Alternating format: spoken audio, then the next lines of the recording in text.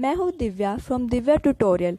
आज हम अपनी वीडियो में इकोनॉमिक्स क्लास 9th के second chapter people as resource के पार्ट 3 के बारे में बात करेंगे। मेरी वीडियो को शुरू करने से पहले मैं आप सबसे रिक्वेस्ट करना चाहूँगी कि मेरी इस वीडियो को सब्सक्राइब करें, लाइक करें, शेयर करें एंड कमेंट करना ना भूलें। तो लेट्स स्टार्ट अवर वीडियो। हमने अपनी, जैसे कि आप जानते हैं कि हमने अपनी पिछली वीडियो में क्या समझा था कि जो एक स्टोरी समझी थी कि एक शकल होता है और एक विलास होता है। शकल और विलास, इन दोनों के बीच में हमने डिफरेंस समझा कि किस तरीके से शकल ने अपनी हेल्थ के ऊपर ध्यान दे के एक एजुकेशन गेन की, और एजुकेशन गेन करने के बाद वो एक अनएम्प्लॉयड पर्सन नहीं रहा, उसको जॉब मिल गई थी एक प्राइवेट सेक्टर में और उसको बाद में उस सेक्टर में प्रमोशन भी हुआ। लेकिन विलास क्या, विलास एक पुअर पीपल रह गया। एक तो वो ना ही उसके पास हेल्थ फैसिलिटीज़ थी और वो अपनी मम्मी की तरह उसी तरीके से मछली बेच के अपने दिन का गुजारा करते थे। तो आज हम अपनी इस वीडियो में वही चीज़ जानेंगे कि आगे क्या पार्ट हम स्टार्ट करते हैं। इन्वेस्टमेंट इन ह्यूमन रिसोर्स विया एजुकेशन और medical care can give high rate of returns in the future. हमने अपनी वही चीज़ पढ़ी थी कि कैसे हम इन्वेस्टमेंट करेंगे ह्यूमन रिसोर्स में। हमारे जैसे एक क्वेश्चन आ सकता है कि how the investment in human resource in can yield high rate of return in the future. तो इन्वेस्टमेंट इन ह्यूमन रिटर्न, तो कैसे वो एक ह्यूमन रिटर्न की तरह एक इन्वेस्टमेंट में हमें कैसे एक हाई यील्ड ऑफ रिटर्न कैसे मिल सकता है। वो हमें तभी मिल सकता है जब हम क्या करेंगे, अपनी हेल्थ के ऊपर अच्छे से ध्यान देंगे।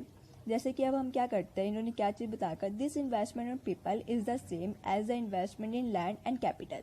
जैसे कि अपन क्या करते हैं, अपन इन्वेस्टमेंट करते हैं, जैसे पीपल पे ऊपर कैसे इन्वेस्टमेंट करते हैं, अपने पीपल्स क्या करते हैं, अपने उस पर इन्वेस्टमेंट किस पे करते हैं, मोस्टली लैंड पे कर देते हैं, मतलब ज़मीन खरीद के रख लेते हैं, या फिर पैसों पे कर लेते हैं, मतलब कैपिटल पे कर लेते हैं, या तो फिक्स्ड में या फिर वर्किंग में ऐसे ही। और या फिर क्या करते हैं लोग, one invest in share and boards expecting high rate of return in future.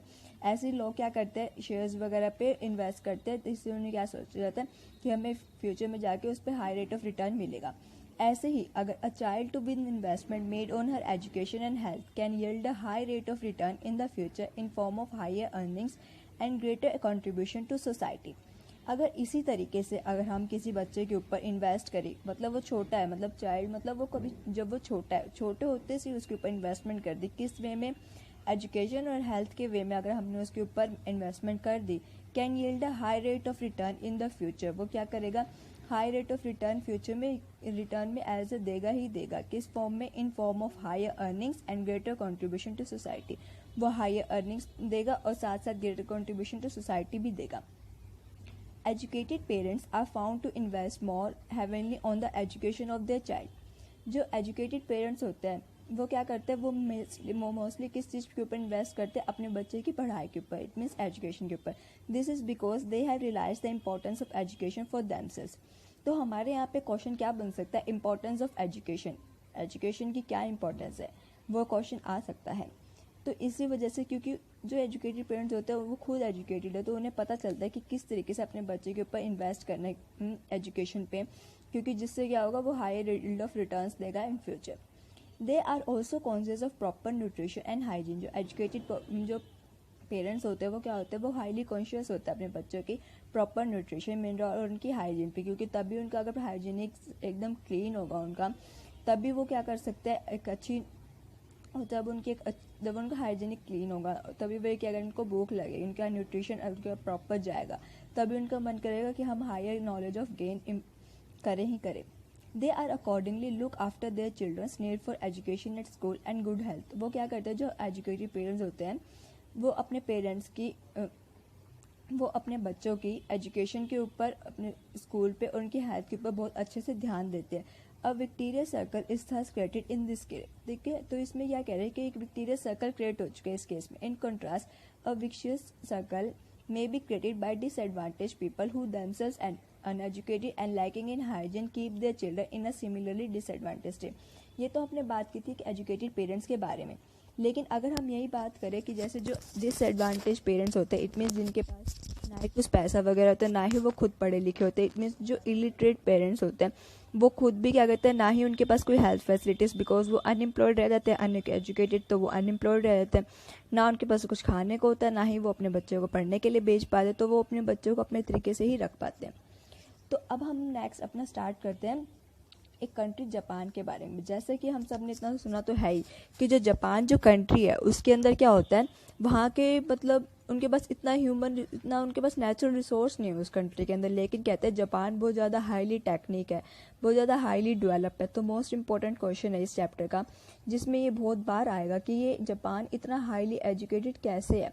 तो उसका हाईली एजुकेटेड का उसका रीज़न क्या है कि countries like Japan have invested in the human resource. इसका मेन और सीधा सा इसका आंसर क्या है कि जो कंट्री जैसे जापान जैसी कंट्री है वो इतनी हाईली डेवलप्ड किस लिए, क्योंकि वहाँ के जो ह्यूमन रिसोर्स है वो उसके ऊपर इन्वेस्ट करते हैं। अगर किसी भी कंट्री अगर वो ह्यूमन रिसोर्स के ऊपर इन्वेस्ट करेगी तो वो एक टाइम पे बहुत ज़्यादा हाईली डेवलप होती ही जाएगी। They did not have in natural resource. तो जापान कंट्री के पास कोई भी नेचुरल रिसोर्स नहीं है। This countries are developed and rich countries. और वो ये कंट्री क्या है, एक डेवलप और रिच कंट्री के अंदर आती है। They import the natural resource needed in their country. वो क्या करते हैं, इम्पोर्ट का मतलब दूसरी कंट्री से जाके खरीद के लेके आते हैं नेचुरल रिसोर्स, मतलब जो उस कंट्री के लिए चाहिए होता है। How did they become rich and develop. तो हमारा ये क्वेश्चन आ चुका है कि how did they become rich and develop, जबकि उस कंट्री के अंदर कोई भी नेचुरल रिसोर्स नहीं, मतलब वहाँ पे कोई नेचुरल रिसोर्स में क्या आता है, जो गॉड गिफ्टेड रिसोर्सेज होते हैं लाइक सनलाइट, एयर, मतलब इतनी अच्छी फैसिलिटीज़ में नहीं प्रोवाइड है वहाँ पे, जितने भी पहाड़, वाटर, सॉइल, मतलब न्यूट्रिएंट्स नहीं है वहाँ पे इतने भी, लेकिन फिर भी वो कंट्री इतनी हाईली रिच और इतनी हाईली डेवलप क्यों है। तो उसका सीधा सा आंसर यही है कि वो क्या करते हैं, वो वहाँ के लोग मेनली किस चीज़ के ऊपर इन्वेस्ट करते हैं, ह्यूमन रिसोर्स कैपिटल के ऊपर। They have invested on people specially in the field of education and health. वो क्या करते हैं, एजुकेशन और हेल्थ के ऊपर मेनली इन्वेस्ट करते हैं। These people have made efficient use of other resources like land and capital। तो यहाँ के जो ये पीपल होते हैं वो क्या करते हैं, एफिशिएंट यूज़ करते हैं रिसोर्सेज का, लाइक लैंड और कैपिटल का। क्यों, अगर वहाँ की, अब मान लो अपने पास यहाँ पे, क्योंकि natural resource land natural resource है, तो यहाँ पे अपने पास ज़मीनें वगैरह पड़ी हैं, लेकिन ज़मीनें वगैरह पड़े होने से तो कोई मतलब नहीं है ना, लेकिन जब तक उसके ऊपर आदमी दिमाग नहीं लगाएगा कि मुझे किस तरीके से आप इंडस्ट्री सेटअप करना है, किस तरीके से घर खड़ा करना है, मतलब जो सारी दुनिया देखे उस चीज़ को।